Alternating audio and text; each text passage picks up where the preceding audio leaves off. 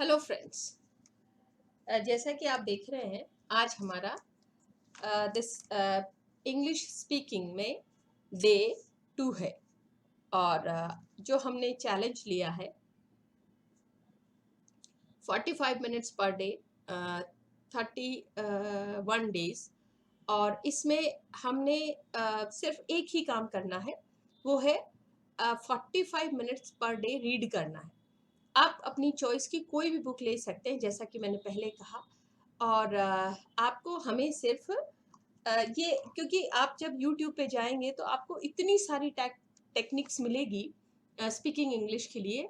मुझे लगता है सबसे ज़्यादा वीडियो इस पे आपको मिल जाएंगे, बुक्स मिल जाएंगी, जो भी है। लेकिन जो मैंने सीखा, जो जो मेरी लाइफ में एक हिंदी स्पीकर से इंग्लिश स्पीकिंग का जो चेंज आया, जो ट्रांसफॉर्मेशन मुझ में हुआ, वो हुआ बेसिकली रीडिंग से। और बाद में बहुत अभी पिछले 2-3 साल से मैंने ऑडियो बुक्स काफ़ी सुनना शुरू किया। तो ये 2 चीज़ें मुझे बहुत ज़्यादा इम्पैक्ट की। और एक समय ऐसी परिस्थिति थी जब मेरे पास कोई लोग नहीं थे जो मेरे मुझसे अंग्रेज़ी में बात कर सके, और इतने अपॉर्च्युनिटीज़ नहीं थी कि मैं इंग्लिश बोल सकूँ। लेकिन एक चूँकि मैं टीचिंग प्रोफ़ेशन में हूँ, तो पढ़ने का एक कंपल्शन था। मतलब रीडिंग तो करनी ही है। आपको कल को टेक्स्ट पढ़ाना, कुछ भी पढ़ाना है, तो आप बिना पढ़े नहीं जा सकते। और चूंकि इंग्लिश की टीचर हूँ मैं, तो मुझे इंग्लिश में ही किताबें पढ़नी पड़ती है। और कई बार ऐसा होता है, बहुत ज़्यादा बार ऐसा होता है कि बहुत सारे ऐसे टेक्स्ट पढ़ने पड़े जो मुझे खुद नहीं पसंद थे। लेकिन वही बात है, जो लर्निंग का जो हमारा मेन जो यहाँ पे जो प्रिंसिपल वर्क करेगा, वो है कि वेदर यू लाइक इट और not, you have to do the work. आपको पसंद आए या ना आए, आपको वो चीज़ पढ़नी है। अब इसके लिए जो हमने चैलेंज लिया है 45 मिनट्स पर डे 31 डेज, आज दूसरा दिन है। और मैं आपके सामने 45 मिनट तक रीड करूंगी। हमने स्टॉप वॉच लगा दी है, और इसी बीच में थोड़ा थोड़ा मैं आपको समझाती रहूंगी। लेकिन बेसिकली हमारा पूरा जो ये जो चलेगा इंग्लिश स्पीकिंग का जो कोर्स हमारा चलेगा, वो सिर्फ रीडिंग के बेस्ड है। अब मैं आपको ये नहीं सिखा रही हूँ कि आपको कैसे कॉन्फिडेंटली बोलना है, या कैसे आपको अपनी बात को कहना है। अभी हम कुछ भी नहीं कर रहे हैं। अभी हम प्राइमरी लेवल पे, बिल्कुल बिगनर के लेवल पे, मतलब मैं आपसे कहूंगी कि सुई की नोक की तरह हम एक छोटा सा पॉइंट, छोटे से बिंदु से शुरू कर रहे हैं। अभी हमें कुछ नहीं पता। जैसे छोटे बच्चे होते हैं ना, बहुत छोटा बच्चा आपने देखा होगा, 12-18 महीने का, 12-16-14-18 महीने के बच्चे जो कि आपके शब्दों को कॉपी करते हैं। तो आपने देखा होगा कि छोटे बच्चों को कोई खास ग्रामर या कुछ भी नहीं आता, लेकिन वो लैंग्वेज को कॉपी करके सीख जाते हैं। आप 7 या 8 साल से कम उम्र के बच्चों को किसी भी कंट्री में आप रख दीजिए, उनका लर्निंग स्किल बहुत फास्ट होता है। और उसका बेसिक होता है, वो शब्दों को सुनते हैं और उसको कॉपी करते हैं। तो अभी हम क्या कर रहे हैं, अभी हम पढ़ रहे हैं। अब ये नहीं कि इसमें कैसे आंसर देना है, क्या करना है, किस बात का क्या जवाब है, हमें नहीं पता, हमें कुछ भी नहीं पता। बस हमें 45 मिनट पर डे 31 डेज के लिए रीडिंग करनी है। देखते हैं आगे क्या चेंजेस आएंगे। ये इंग्लिश स्पीकिंग का वीडियो भी मैं ज़्यादातर हिंदी में बोल रही हूँ। उसका कारण ये है कि हम चीज़ को पहले समझ लें। मैं आसानी से इस सारी बात को अंग्रेजी में कह सकती हूँ, और मैं शुरू से लेके अंत तक, अगले 31 दिन तक, अगर आप कहें तो मैं एक भी शब्द हिंदी का ना बोलूं और अपनी बात आपको समझा दूंगी। लेकिन जो लार्जर ऑडियंस है, जो ज़्यादातर हिंदी स्पीकर है, और जो जो बिल्कुल बिगनर है, उनके लिए भी हमें ये वीडियो बना रहे हैं। तो इसके लिए चलिए अब हम शुरू करते हैं। और आज का हमारा डे 2 है, और ये चैलेंज हमारा है कि हम इसको रीड कर रहे हैं। और ये किताब मैंने ली है, आप कोई सी भी बुक ले सकते हैं, कोई भी इंग्लिश की किताब होनी चाहिए। अब ये किताब है the law of success in 16 lessons, teaching for the first time in the history of the world the true philosophy upon which all personal success is built, and bye Napoleon Hill. ये बहुत prolific writer है, काफ़ी कामयाब writer है, और इनकी बहुत सारी किताबें भी आपको मिल जाएगी। अब मुझे इनकी मोस्ट ऑफ द किताबें मैंने ले रखी है, और मैं कोशिश करती हूँ पढ़ने की। चलिए स्टॉप वॉच लगा दी है मैंने, और मैं अभी आपको 45 मिनट्स का ये स्टार्ट हम करते हैं. Okay, so 1928 published by Ralston University Press, Meriden, CONNN, और कॉपीराइट है इसका. और ये सारा ये आपको नजर आएगा. बुक लॉ ऑफ सक्सेस है. जनरली जो बुक का फॉर्मेट होता है वो आप देख पा रहे हैं किसको डेडिकेट किए. ये डेडिकेशन जरूरी है क्योंकि ये डेडिकेटेड है Andrew Carnegie, Henry Ford and Edwin C Barnes. ये तीनों ही बहुत सक्सेसफुल पर्सनालिटीज हैं दुनिया की. तो who suggest Andrew Carnegie, who suggested the writing of the course, and to Henry Ford, whose astounding achievements from the foundation for practically all the 16 lessons of the course, and to Edwin C. Barnes, a business associate of Thomas Alva Edison, whose a close personal friendship over a period of time more than 15 years served to help the author carry on in the face of a great variety of adversities and much temporary defeat met within organizing the course. मैं जब पढ़ रही हूँ तो आप देखेंगे मैं बहुत गलतियां करती हूँ. अभी भी मैं बहुत गलतियां करती हूँ जो कि OBBS है. हम में से कोई भी बहुत परफेक्ट नहीं है. तो ठीक है, मैं गलती कर रही हूँ और उसके बाद मैं उससे सीखूंगी, मैं इम्प्रूव करूंगी. Who said it could not be done, and what great victories has he to his credit, which qualify him to judge other accurately. Napoleon Hill. ये इनका कोट है. So the personal statement by author. इस किताब के बारे में author personal statement देते हैं. और मैं जो ये चैलेंज लेने का एक रीजन ये था कि आप जब पढ़ते हैं, बेसिकली जब आप रीडिंग करते हैं, आई मीन अभी यहाँ पे हम लोग इंग्लिश स्पीकिंग का इम्प्रूवमेंट के लेसन्स ले रहे हैं. So that's why I will personally suggest you to read any of the English book, but any of the book which you are reading, वो आपको इतने बेहतर आइडियाज दे देती हैं कि वो आइडियाज ही आपके अगले सक्सेस का फाउंडेशन बना देते हैं. सो चलिए ऑथर क्या कहते हैं. A personal statement by the author. Some 30 years ago, a young clergyman by the name of Gunshulus announced in the newspaper of Chicago at that he would preach a sermon the following Sunday morning entitled "What I would do if I had $1 million." क्या करूंगा अगर मेरे पास $1 million है. The announcement caught the eye of the Philip D. Armour, the wealthy packing house king, who decided to hear the sermon. In his sermon, Dr.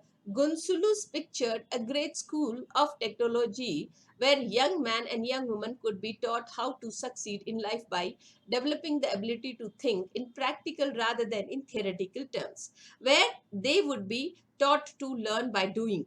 If I had $1 million, said the young preacher, I would start such a school. After the sermon was over, Mr. Armour walked down to the sleigh to the pulpit, introduced himself, and said, "Young man, I believe you could do all you said you could. And if you will come down to my office tomorrow morning, I'll give you the $1 million you need. There is always plenty of capital for those who can create practical plans for using it." That was the beginning of the Armour Institute of Technology, one of the very practical schools of country. The school was born in the imagination of a young man who never would have been heard of outside of the community in which he preached, had it not been for the imagination plus the capital of the Philip D. Armour. Every great railroads. See, यहाँ पे मैं आपसे एक request करूंगी कि at least जो बात मैं कहना चाह रही हूँ बीच बीच में, उसके लिए आप 45 मिनट्स का अलग से टाइम मुझे दें. Because if I am not able to say those things practically, अब वो बहुत सारे पॉइंट मिस हो जाएंगे. और हो सकता है आप मुझसे ज़्यादा बेहतर समझ रहे हैं. अगर ऐसा है तो आप कमेंट बॉक्स में ज़रूर लिखें कि इसका ये मतलब भी हो सकता था. तो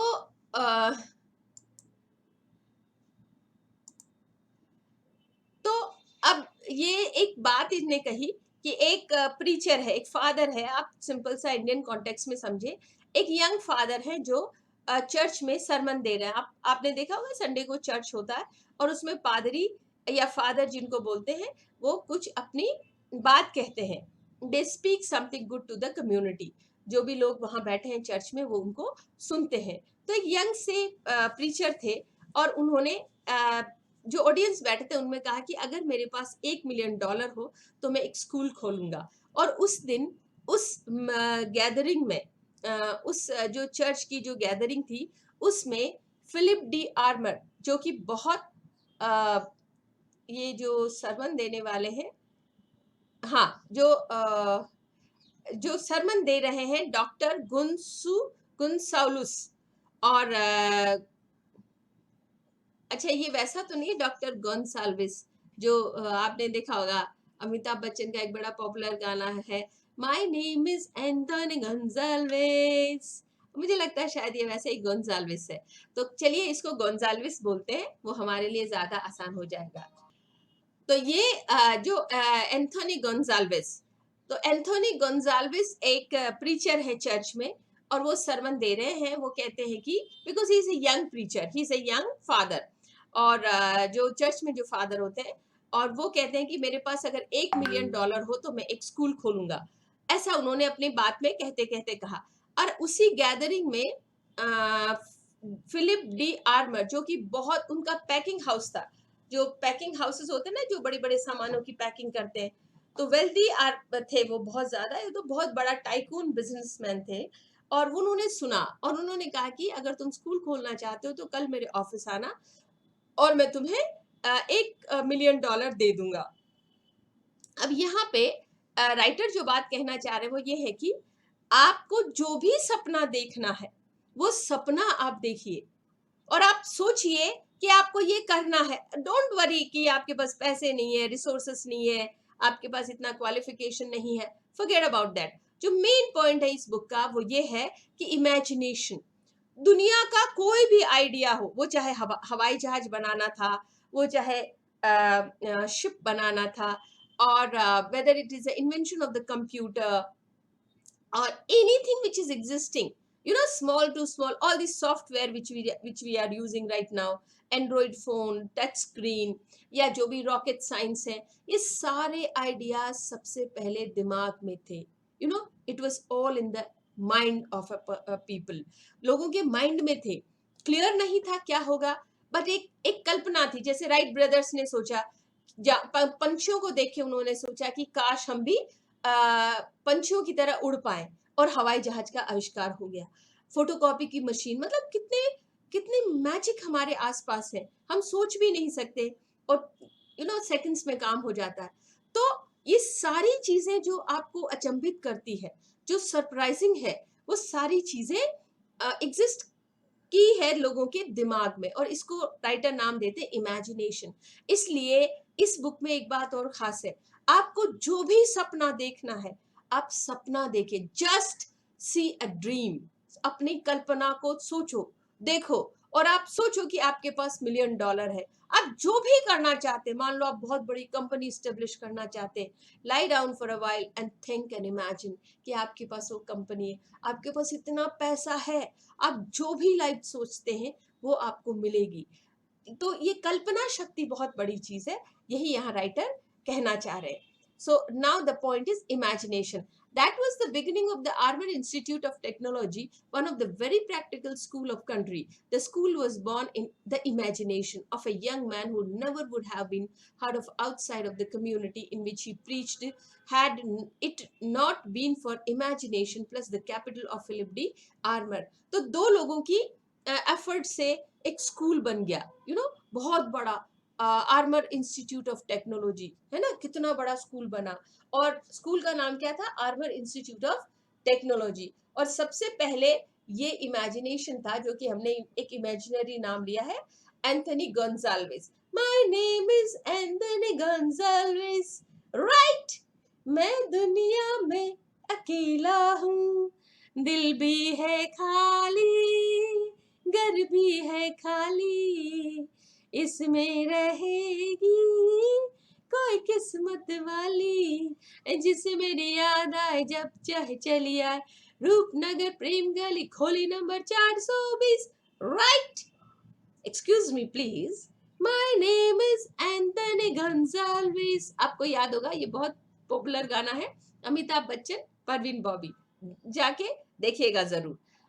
तो ये जो स्कूल बना एंथनी गंजाल्विस, जिसको हम इमेजिनरी प्रीचर बोल रहे हैं, वो एक्चुअली में तो डॉक्टर गुनसुलुस है। ये देखिए, ये आप देख पा रहे हैं, मैंने थोड़ा डार्क किया इसको, डॉक्टर गुन गॉन्सुलुस। और इनको पैसा दिया था फिलिप डी आर्मर। ये बहुत बड़े वेल्दी पैकिंग हाउस के किंग थे। I mean he was the owner of the wealthy packing house, Philip D Armour. तो फिलिप डी आर्मर और डॉक्टर गुनसुलुस के एफर्ट से एक बेस्ट इंस्टीट्यूट निकल के आया, और उस इंस्टीट्यूट का नाम था the armour institute of technology.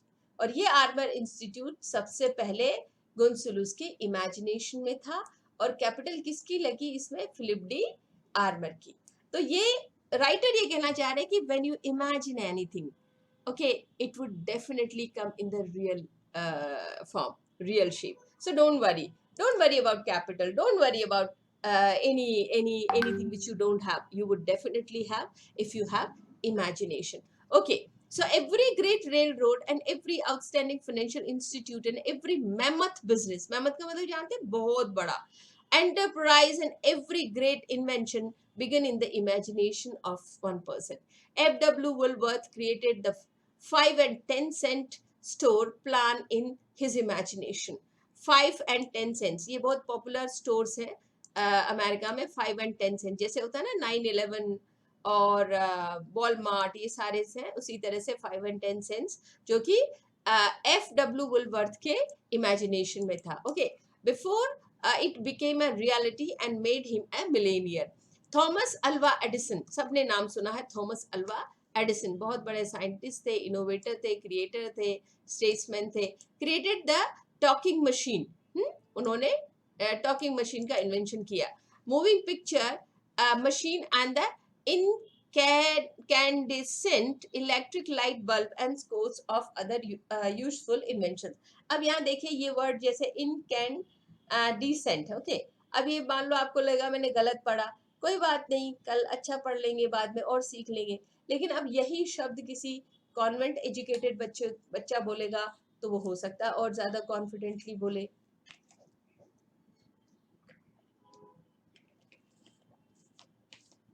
तो हमें ये मान के चलना है कि हमारे अंदर कमियां हैं और हमें उनको इम्प्रूव करना है। Okay, so electric light bulb and scores of other useful inventions in his own imagination before they became a reality.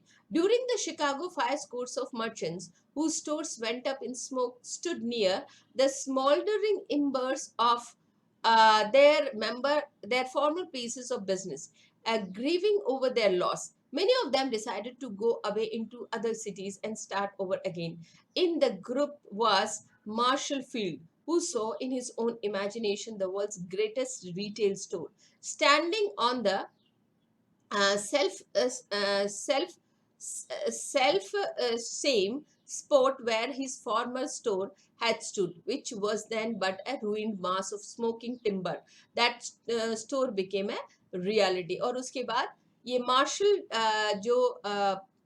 Field थे, नहीं, यहाँ पे कहानी ये है कि एक मतलब जो एक स्टोर जल गया था, और उसके बाद जो शिकागो फायर हुई थी उसमें स्टोर जल गए थे, लेकिन वहां पे जो इनका नाम है, क्या नाम है इनका,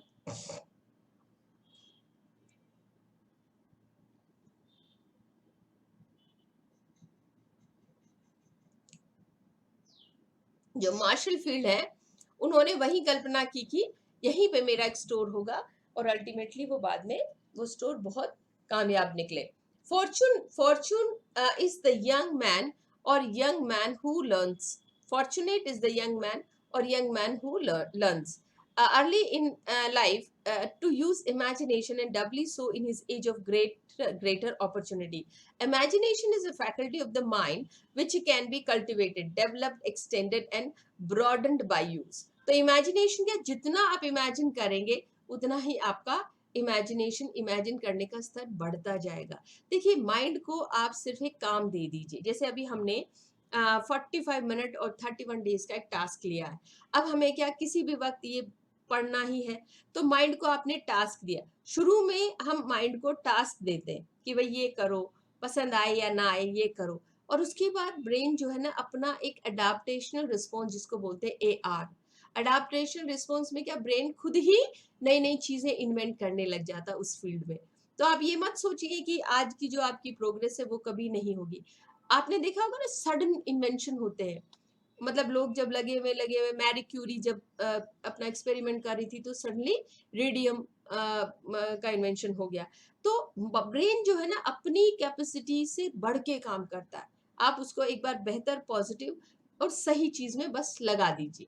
if this were not true, this course on the 15th law of success never would have been created, because it was the first conceived in the author's imagination, from the mere seed of an idea which was sown by the chance remark of the late Andrew Carnegie.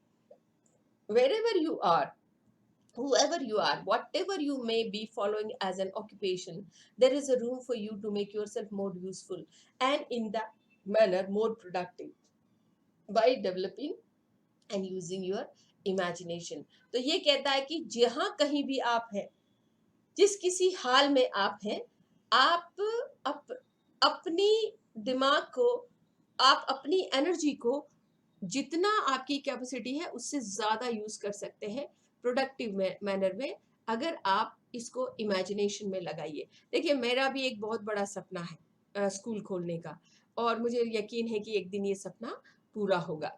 So success in this world is always a matter of individual effort, yet you will only be deceiving yourself if you believe that you can succeed without the cooperation of the other people. Success is matter of individual efforts only, to the extent that each person must decide in his or her own mind what is wanted. This involves the use of imagination. From this point on, achieving success is a matter of skillful and tactfully inducing others to cooperate. Before you can secure cooperation from nay, before you have the right to ask for or expect cooperation from others, you must first show a willingness to cooperate with them. अब यहाँ पे दूसरी बात कहती है writer कहते हैं कि सक्सेसफुल होना है तो कोऑपरेशन फ्रॉम अदर, दूसरे लोगों की के सहयोग की बहुत ज्यादा जरूरत है, और बिना कोऑपरेशन के आप काम नहीं कर पाएंगे।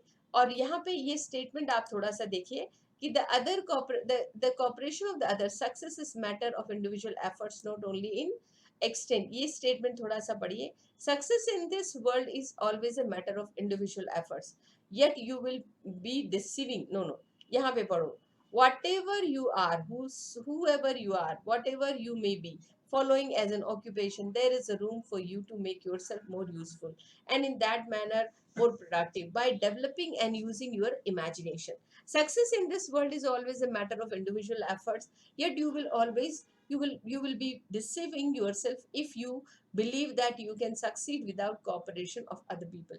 Success is a matter of individual efforts only, to the extent that each person must decide in his own her mind what is wanted. This involves the use of imagination. From this point on, achieving success is a matter of skillfully and tactfully inducing others to cooperate. तो बाकी लोग भी आपके साथ मिलके जब काम करेंगे स्किलफुल तरीके से, तो आपको कामयाब होने से कोई नहीं रोक सकता। Before you can secure cooperation from others, ने वो क्या कहता, before you can secure cooperation from others. Okay, ने का मतलब यहाँ पे नहीं, आप बोलते हैं ना जैसे हम लोग बोलते हैं, भारतीय लोग बोलते हैं नहीं नहीं, तो यहाँ पे नहीं का मतलब ने है ना, ने नहीं नहीं। ओके, तो आप दूसरों से कोऑपरेशन ले, नहीं नहीं, वो कहना चाह रहा है कि before you have the right to ask for or expect cooperation from the other people, you must first show willingness to cooperate with them.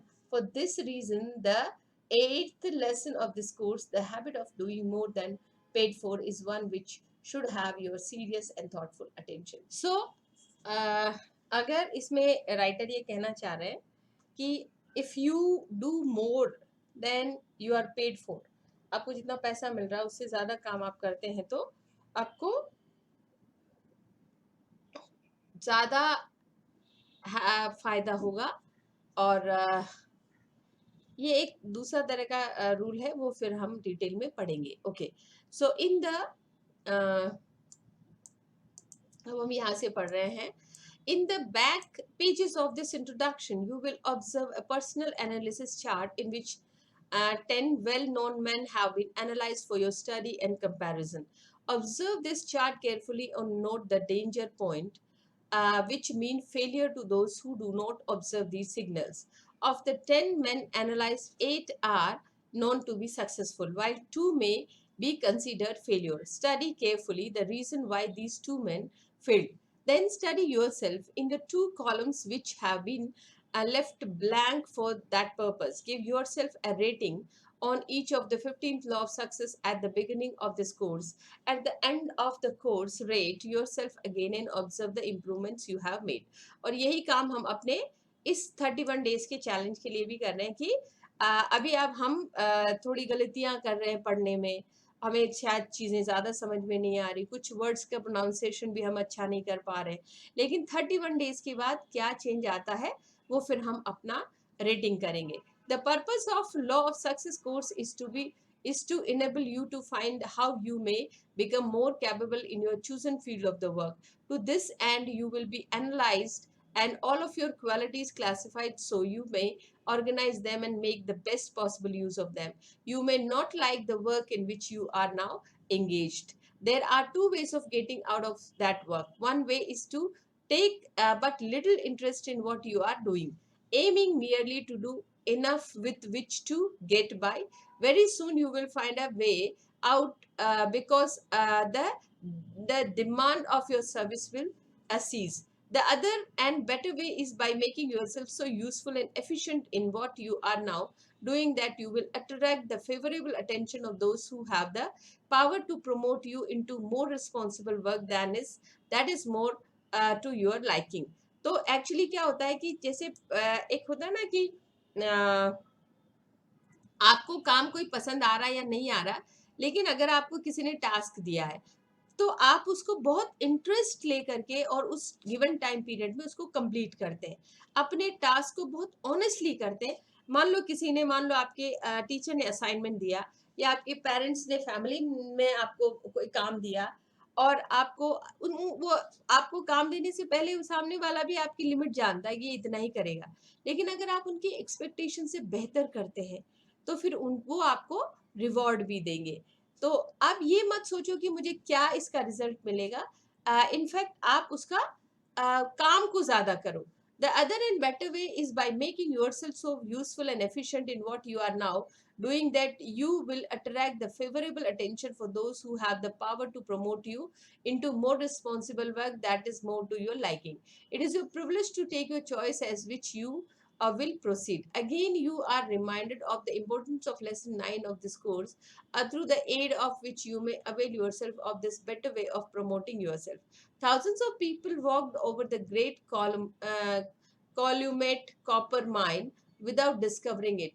Just one lone man used his imagination, dug down into the earth a few feet, investigated, and discovered the richest copper deposits on earth. You and every other person walked at, अब यहाँ पे देखो ये कितना अच्छा दिया.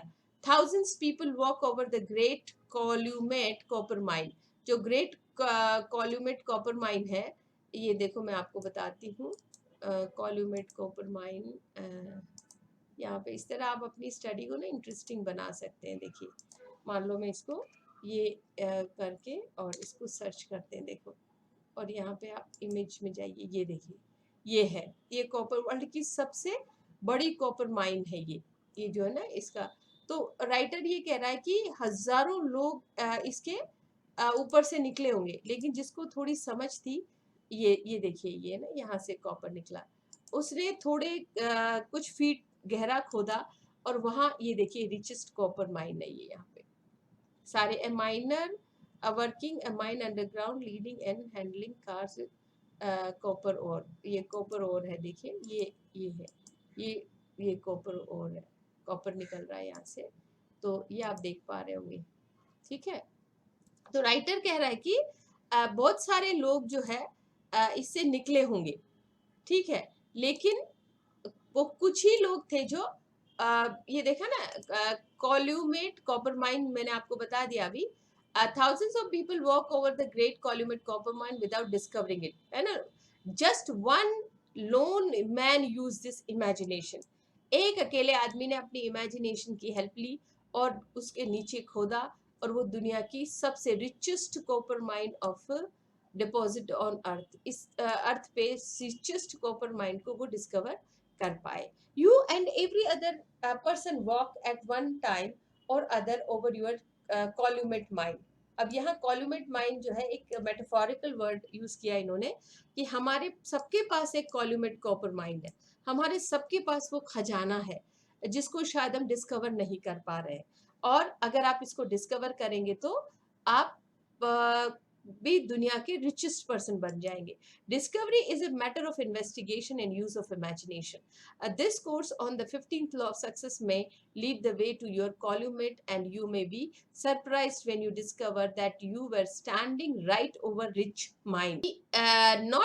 We need not seek opportunity in the distance, that we may find it right where we stand. This is a truth well worth remembering.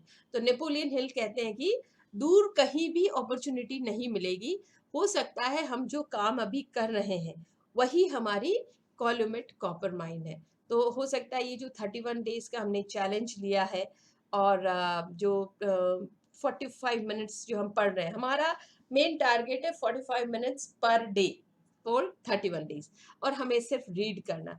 अभी मेरी जो स्टॉप वॉच है उसमें 27 मिनट्स हो चुके हैं, और इसमें बीच में कुछ मैंने थोड़ा पॉज कर दिया था, तो इसीलिए टोटल कितना होगा मैं आपको बाद में बताऊंगी.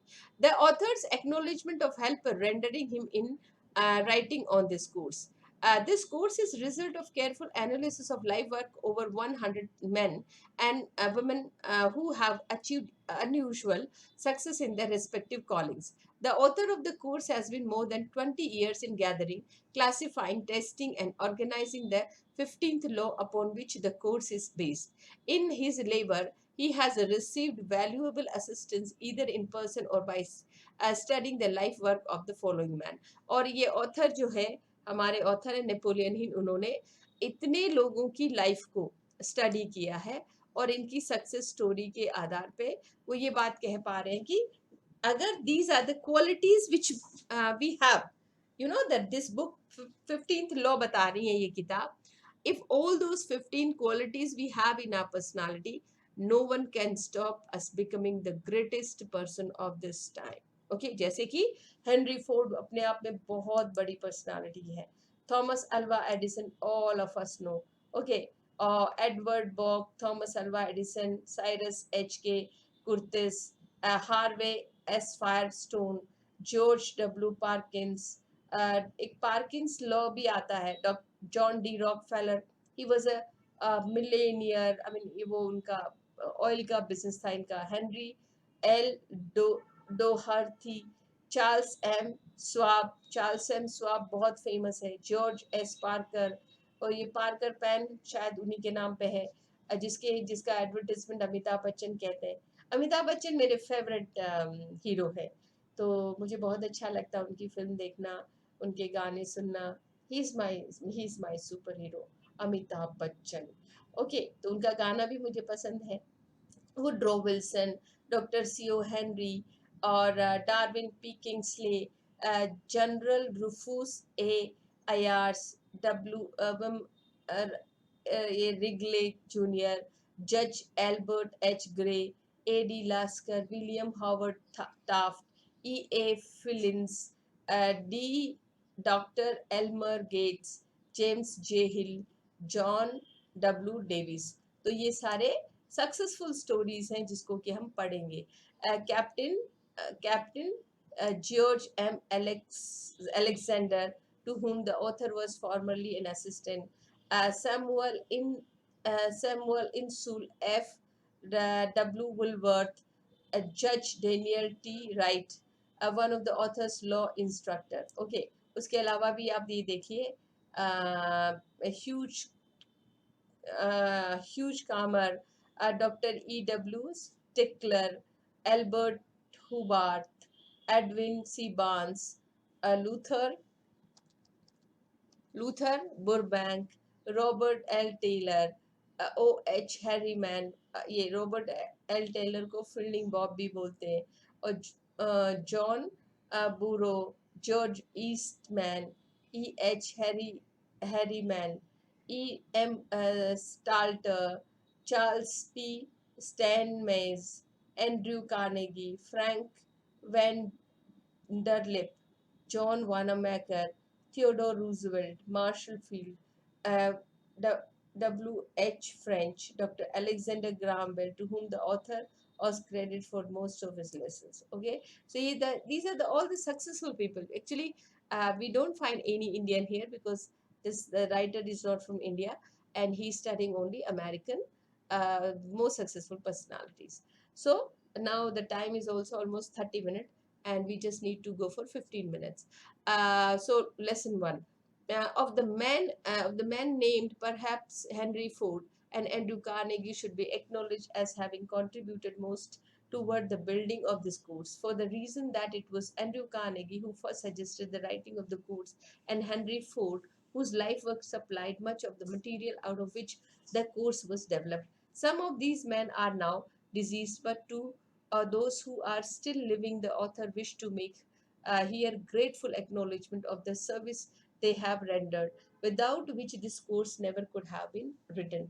यहाँ पे मैं एक बात बताऊँ आपको कि जो जिसकी बुक हम पढ़ रहे हैं, नेपोलियन हिल, ये बहुत अच्छे ऑथर है, बिकॉज ये नहीं बहुत सारी किताबें हैं इनकी. Other number of bestseller books we have in his name, and these all are motivational books and based on the study of successful personalities of the world.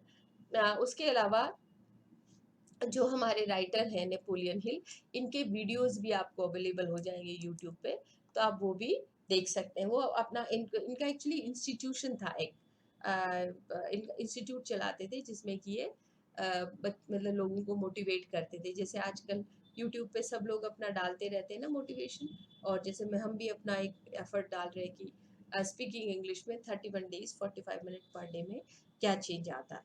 The author has studied the majority of these men at close range in person. With many of them, he enjoyed and did enjoy before their death. The privilege of close personal friendship, which enabled him to gather from their philosophy fact that would not have been available under other conditions. The author is grateful for having enjoyed the privilege of enlisting the service of the most powerful man on earth in the building of the law of success course. That privilege has been remuneration enough for the work done, if nothing more ever received for it. These men have been the backbone and the foundation and the skeleton of American business, finance, industry, statesmen. और ये सारे के सारे लोग America को या तो America के बिजनेसमैन थे या वहाँ के फाइनेंसर हैं, वहाँ की इंडस्ट्री चलाते हैं, या स्टेटमैनशिप मतलब जो कि पॉलिटिक्स में बहुत पावरफुल है. The law of success course optimizes the philosophy and the rule of procedure which made each of these men a great power in his chosen field of endeavor. It has been the author's intention to present the course in the plainest and the most simple terms available, so it could be mastered by very young man and young woman of high school age.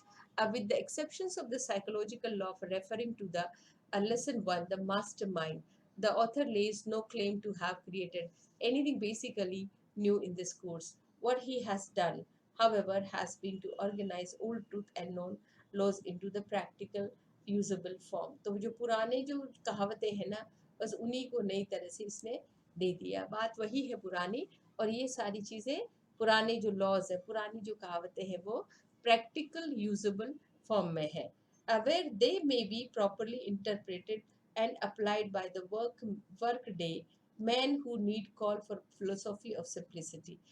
In passing upon the merit of the law of success, Judge Albert H. Gray said, two understanding feature connected with the philosophy impress me most. One is the simplicity which with it has been presented, and the author is the fact that sounded so obvious to all that it will be immediately accepted. The student of this course is warned against passing judgment upon it before having read the entire 16 lessons. Chalo. In passing upon the merit of the law of success, Judge Albert H. Gray said, in passing upon the merit of law of success, Judge Albert H. Gray said, Two two outstanding features connect with the philosophy impress me most. One is the simplicity with which it has been presented. The student of this course is warned against passing judgment upon it before having read the entire 16 lessons. This is specially applied to this introduction, in which it has been necessary to include brief reference to study of or a more or less technical and scientific nature. The reason for this will be obvious after the student has read the entire 16 lessons. The student who may takes up this course with an open mind and sees it to it that his or her mind remains open until the last lesson shall have been read, will be richly rewarded with a broader and more accurate view of life as a whole. तो ये हमें warning मिली है। और आगे हमारा अभी 37 seconds 37 minutes हम complete कर चुके हैं। अब आगे है content of this introductory lesson. अब इसमें क्या क्या हमें मिलेगा? Power, what it is and how to create and use it. Power को कैसे क्रिएट करना है, कैसे यूज करना है। कोऑपरेशन, कोऑपरेशन को किस तरह से, the psychology of cooperation, effort and how to use it constructively. और द मास्टरमाइंड, मास्टरमाइंड कैसे क्रिएट करना है, कैसे आप मास्टरमाइंड बन सकते हैं, आपने सुना होगा अक्सर। How it is created through harmony of purpose and effort between two and more people. Henry Ford, ये देखो, Henry Ford, Thomas Alva Edison and Henry S Firestone, the secret of the power and wealth. और ये Henry Ford, Thomas Alva Edison and Henry S Harvey of Firestone, किस तरह उनके success के success और power और वेल्थ के secrets क्या है। पर ईयर इतना इनका बिजनेस है। इमेजिनेशन, हाउ टू, मतलब पर ईयर इतना कमाते, 2,500,000 पर year. Imagination, how to stimulate it so that it will create practical plan and new ideas. Telepathy क्या होता है इमेजिनेशन में? Two, how to stimulate it, imagination को कैसे स्टिमुलेट करें और किस तरह से आप प्रैक्टिकल प्लान्स को, न्यू आइडियाज को बनाए। Telepathy, how thought passes from one mind to another through the either. Every brain both a broadcasting and a receiving station for thought. तो दिमाग में ना दो, मतलब जैसे हमारे दिमाग में दो एस्पेक्ट होते हैं। ब्रॉडकास्ट मतलब अपने आइडियाज को दूसरों को देना, और रिसीव भी हम करते हैं, रिसीवर भी करते हैं। How salesmen and public speakers sense or tune in the thoughts of their audience. Vibration described by Dr. Alexander Graham Bell, invention of the long distance telephone. Graham Bell ने telephone का आविष्कार किया था। तो ये देखो कि किस तरह से उन्होंने वाइब्रेशन को यूज किया। Graham Bell use the vibration. So how you can use vibration. Air and ether, how they carry vibration. तो ये हवा और ईथर कैसे वाइब्रेशन को यूज करती है। How and why ideas flash into the mind, unknown sources. So 41 minutes हो गए हैं। History of the law of success philosophy, covering a period of over 25 years of scientific research and experimentation. Judge Albert H. Gray, read, improve and adopt the law of success course. देखिए, आप जितना भी YouTube पे भी आप search करेंगे तो सबसे ज़्यादा पावरफुल एक्सरसाइज जो बोली है सक्सेसफुल लोगों की, वो है रीडिंग हैबिट्स। और मुझे लगता है जो चैलेंज हमने लिया है, for reading 45 minute per day and 31 days, ये बहुत ही सक्सेसफुल है। इसके बहुत बेनिफिट्स होंगे। पहले तो आपको वोकेबलरी का डर्थ जो है वो नहीं रहेगा, वोकेबलरी मिल जाएगी। आपको रीडिंग से कॉन्फिडेंस आएगा, और रेगुलर रीडिंग से आपकी बहुत सारी चीज़ें इंप्रूव हो जाएगी। तो बस आप कल्पना करो, how to analyse yourself, how to small fortune was made for an old workout worthless farm. Here is a gold mine in your present occupation if you will follow direction and dig for it. There is a plenty of ready capital for development of any practical idea or plan you may create. Some reason why people fail. Why Henry Ford is the most powerful man on earth and how others may use the principle which give him his power.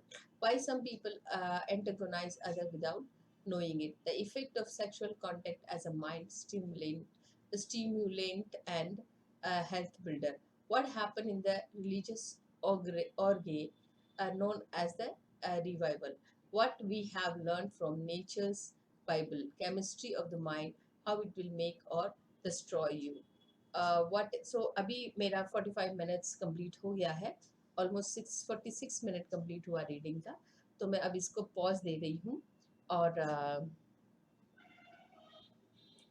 अब हम इसको and करते हैं। आज हमारा day 2 है और ये हमने 45 मिनट आज हमने पढ़ लिया है, तो आगे बढ़ेंगे कल के लिए। जय हिंद।